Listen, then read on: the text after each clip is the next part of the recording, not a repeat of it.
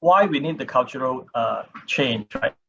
If you really know Principal Asset Management, we have been in a JV situation with Principal Financial Group US since the past 10-15 years, right? But just in 2018, we literally changed from the red logo to the blue logo, right? Because the Principal Financial Group takes over the major share, and that's why everything changes, right? How we deal, basically the HR is being set up just to manage this, transition, right? Now, so when you have that happen in your company or in the company that you work with, now basically we want to focus on, the physical change is easy, right? You think about it, right? You just change the logo of your shirt, you just change the logo of your building, right?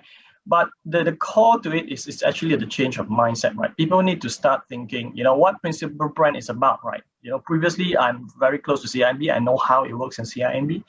But what does Principal stand for, right? What are those business that we deal with, and things that we do that we don't do, right? And of course, at the core of it is how should employee go about, making the decision, conduct themselves in everyday working life. That is in the line of our core value right now. That is actually a big challenge, simply because it takes a long time, right, to kind of switch this mindset, right? We are human of habit of human of a lot of habits that we need time to change, right?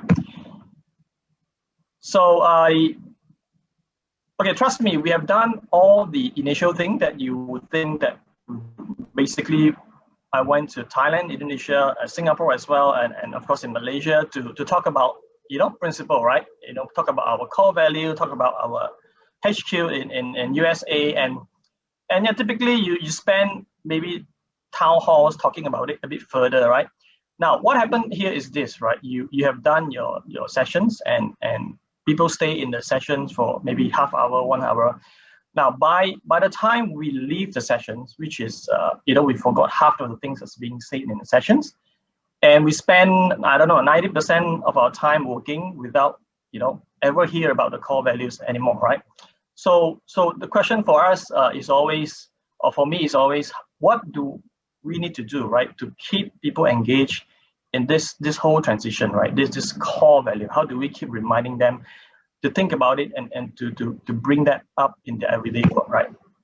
So for me, really, the change begins with an app, right? To put it quite bluntly, right? Because after they leave the classroom, that's where the real challenge begins, right? People tend to go back to their normal life, and nobody talks about the value anymore, right? Now with the SelfDrvn app, basically, I can share information about Principal real time, right? That means every day I can design certain content and I push out to our employee, right? I better put out a slide out because the transition is really slow. Right, now the second thing is, why would people do something that you want them to do, right? It's all about driven. It's all about creating a kind of a competition among them as well, right? So in this sense, the app provide the leadership board, for example, right? So those people who have take action or who have like or share or comment or contribute to the overall process, the SelfDrvn app, they will have the points, right? So that will keep them coming back to do more, right? And because that is also kind of a competition and fun with your colleague as well, right? Now, eventually, finally, whatever you do is getting rewarded, right? I think Michelle has mentioned that you can have this, Grab voucher, for example, is very popular for Malaysian. So whatever you do actually translate into, 1 cup of Starbucks coffees or 1 meal from Grab, right? So it is not much, but the point is not about giving them a huge reward, but actually to nudge them to do certain thing, to engage with them, so that we make the work life also a bit more fun, right? Instead of just work and there's nothing else, right?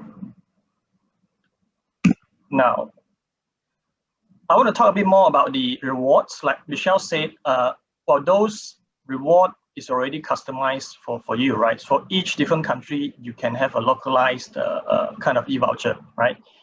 Now, the fun part is actually the non-monetary reward, right? This is where the creativity lies, right? So for example, for us in Malaysia and Singapore, we give them, a day pass, right? Apparently day pass, you need more points, of course, because you really can take the day off, right? With this pass, right? Now, if you want to have a chat with the C-level or with the CEO, it just requires maybe 10,000 points, right? But for the day pass, you need 80,000 points, right? Now, there are few, once you do that, right, you can see that some employees really want to have the day pass, for example. So he or she has been claiming day pass over the past year. So we know certain behavior, right? And that also tells us another thing, right? You need to sort of have variety of reward that actually suits to different employees' need, right? So this is where the customization comes from, right? And it's really up to your creativity as a kind of a HR or as someone who's driving driven this self-driven app in the company. Okay. Now I want to show a bit how we actually do it. Now I talked about core values, right?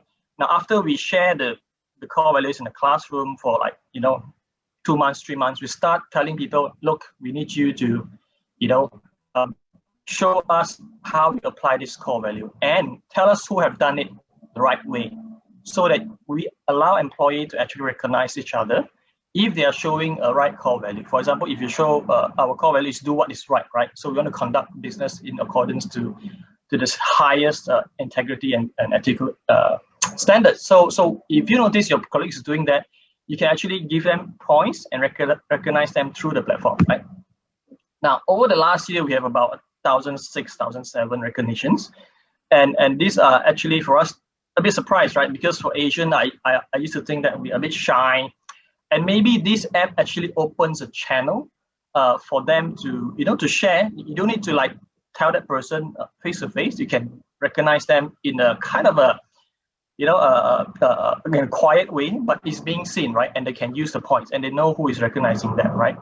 So and we are really happy with this result, right? It's on average about 4 to 5 recognition for each employee, right? Now, ask yourself how long or how many times your manager recognize you in a good year, right? So maybe 1 or 2 times, but with this app, you can do that, 4 or 5 times, for one employee, right? Now, I also want to touch a bit on, how do we use the data, right? Now, when we look at the data, in particular for these badges, right, we realize that, the leaders are not doing enough, right? So we actually share a message with the leader, say, hey, maybe you should be doing more of that recognition, because the peer-to-peer recognition seems to be very lively, right? So, but we need you as a leader, right, people manager, to do more, right? And by the way, this particular message is sent to the principal leaders group within the apps, because in the app, you can create multiple groups. You can just certain people is allowed to join a group, or everybody can join a group. So for this, obviously, we want to engage with the people leaders. So only the people leaders are in this group, so that when we nudge whatever messages, only the leaders will see it, right? So this is one of the way you can use the data.